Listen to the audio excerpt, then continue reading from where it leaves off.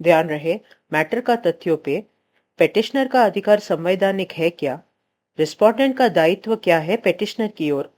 क्या उस दायित्व में कोई संवैधानिक या उसमें कोई पब्लिक लॉ एलिमेंट या नेचुरल जस्टिस मतलब सामने वाले को सुने बिना फैसला हुआ है क्या? ये सब तो देखना ही होगा। कोर्ट अपने हिसाब से कुछ भी कर सकती है। यही होता है जब पुस्तक में सरल भाषा में ऐसे भ्रामक करने वाले टर्म्स होते हैं किसी एक्ट में। हर कोई अपना समझ बताता है, तो नुकसान सिर्फ लिटिगेंट का होता है ऐसे। तो रिस्पोंडेंट का एक्शन नेचुरल जस्टिस प्रिंसिपल्स के विरुद्ध है क्या, ये भी देखना जरूरी है। इस पब्लिक लॉ एलिमेंट के लिए एक जजमेंट देख लो, सुप्रीम कोर्ट का, Dilip Kumar Pandey versus Union of India and others, civil appeal number 10899 of 2013। इस केस में वायुसेना का एक स्कूल है प्रयागराज में।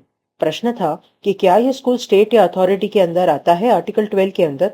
पांडे को पीटी टीचर का नौकरी मिला था स्कूल में प्रोबेशन पे, जो बार बार बढ़ता रहा। 2007 में नोटिस दिया गया कि वो सरप्लस है और उसे निकालना पड़ेगा। उसको दो ऑप्शन दिए गए कि या तो वो कॉन्ट्रैक्ट पे फिक्स सैलरी पे रहे या निकल जाए। तो पांडे गए हाई कोर्ट ये डिक्लेरेशन मांगने कि उन्हें नौकरी पे रखा जाए।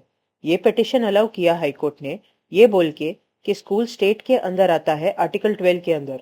डिवीजन बेंच जिनके पास गया स्कूल, उन्होंने कहा कि स्कूल स्टेट नहीं है और कहा कि रेट पिटिशन एंटरटेन नहीं हो सकता। पांडे का कहना था कि स्कूल के लिए सारे फंड्स एयरफोर्स से आते हैं, जो मिनिस्ट्री ऑफ डिफेंस से आता है, कि एक स्पेशल कोड है इन स्कूल्स के काम के लिए, कि डिवीजन बेंच ने गलत माना है कि इन स्कूल्स को गवर्नमेंट फंड्स नहीं मिलते, कि आईएएफ का कंट्रोल है स्कूल पे, तो स्कूल अथॉरिटी इस शब्द के अंदर आता है आर्टिकल 12 के हिसाब। सॉलिसिटर जनरल जो गवर्नमेंट के लिए मैटर आर्ग्यू करते हैं, उनका कहना था कि ये स्कूल एक नॉन पब्लिक फंड्स अकाउंट से चलता है, जिसका डेफिनेशन रेगुलेशंस फॉर एयरफोर्स में है। आनंदी के जजमेंट को रेफर किया गया और कहा गया कि मैंडेमस के लिए पेटिशनर का अधिकार प्राइवेट नेचर का नहीं होना चाहिए, और अगर रिस्पोंडेंट इंस्टीट्यूशन एक 100% प्राइवेट बॉडी हो और उसका कोई पब्लिक की तरफ कोई ड्यूटी न हो, तो मैंडेमस नहीं लग सकता। कि अथॉरिटी इस शब्द को आर्टिकल 12 से नहीं बांध सकते आर्टिकल 226 के अंदर के पेटिशन के लिए। आगे कोर्ट ने कहा कि उन्होंने कुछ जजमेंट्स भी देखे और उनमें से एक में ये भी है कि जरूरी ही नहीं है कि परखना कि स्कूल अथॉरिटी या स्टेट मीनिंग में आता है या नहीं आर्टिकल 12 के अंदर। कोर्ट ने एक और जजमेंट को देखा जिसमें है कि पब्लिक लॉ एलिमेंट यानी उस बॉडी का पब्लिक के लिए कोई दायित्व होना चाहिए और इस दायित्व निभाने से वो पब्लिक के हित में होगा और उसका ये करने का अधिकार जो मान्यता है पब्लिक का। ये भी मुख्य है कि जिस विषय पे पेटिशन फाइल हुआ है वो पब्लिक के लिए दायित्व से जुड़ा होना चाहिए, कि बिना पब्लिक लॉ एलिमेंट के 226 के अंदर नहीं देख सकते कि एक स्कूल पब्लिक के लिए बहुत काम करता है, लेकिन अगर कोई सर्विस कॉन्ट्रैक्ट के अंदर स्कूल कोई निर्णय ले जिसमें सर्विस के नियम किसी कानून में ना हो, तो ऐसे में 226 नहीं आता। इस केस में कुछ नहीं है ये साबित करने कि एयरफोर्स स्कूल को फंड कर रहा था या आईएएफ का स्कूल के मैनेजमेंट पे कोई कंट्रोल था, और स्कूल को जो सोसाइटी चला रहा है उसके कोई कानून द्वारा बनाए गए रूल्स नहीं है।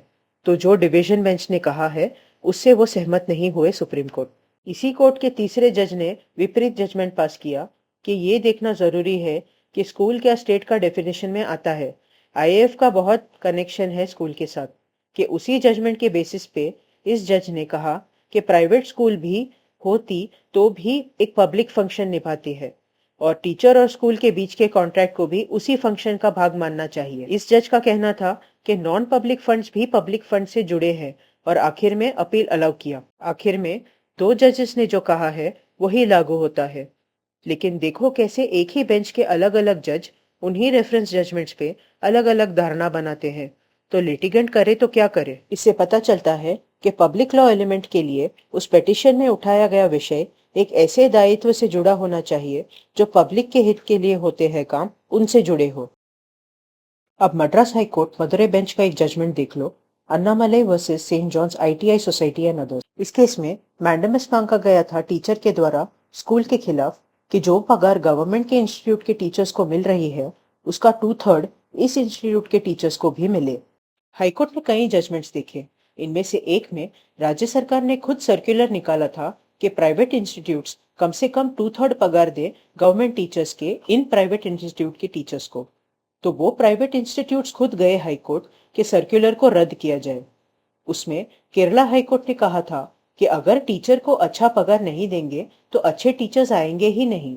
जो बात सुप्रीम कोर्ट के कही गई बात कि टीचर को ज्यादा कुछ अपेक्षा नहीं रखनी चाहिए, उससे टकराती है।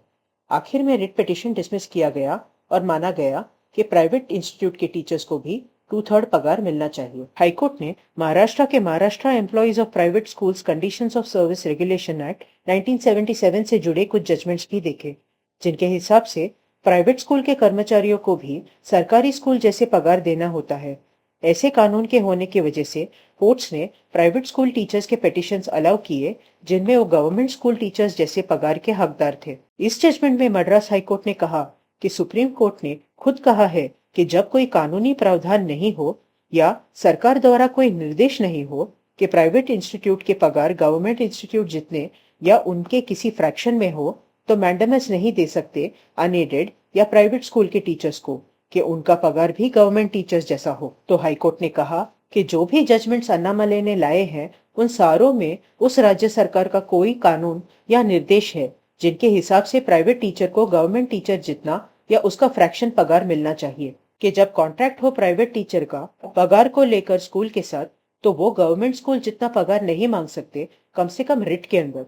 तो पिटीशन डिसमिस किया गया। ऐसे में ये तो क्लियर हो जाता है कि प्राइवेट बॉडी का दायित्व पिटिशनर की ओर उस पिटीशन में मांगे गए बातों में पब्लिक लॉ एलिमेंट हो तो रिट देखा जा सकता है।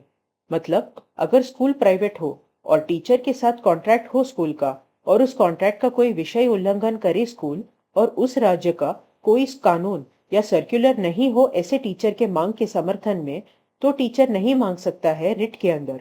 और स्कूल गवर्नमेंट के अंदर आता हो तब तो जा ही सकता है टीचर रिट के अंदर। जब प्राइवेट स्कूल से नौकरी से निकाला जाए, जैसे पांडे के केस में, तो स्कूल चाहे पब्लिक के हित का काम क्यों ना करती हो, रिट नहीं दिया जा सकता।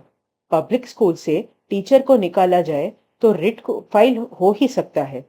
तो ऐसे में मेरे हिसाब से प्राइवेट बॉडी के जनरल दायित्व और पिटिशनर के प्रति के पिटिशन में मांगे गए दायित्व में फर्क है और पब्लिक लॉ एलिमेंट का उस मांगे गए दायित्व में होना आवश्यक है। वैसे ही जब कोई प्राइवेट कंपनी हो और कॉन्ट्रैक्ट के अंदर निकाला जाए कर्मचारी को, तो वो नहीं जा सकता रिट में। लेकिन गवर्नमेंट कंपनी हो और उसके पास जाने के लिए और कोई फोरम ना हो, तो वो जा सकता है रिट मांगने।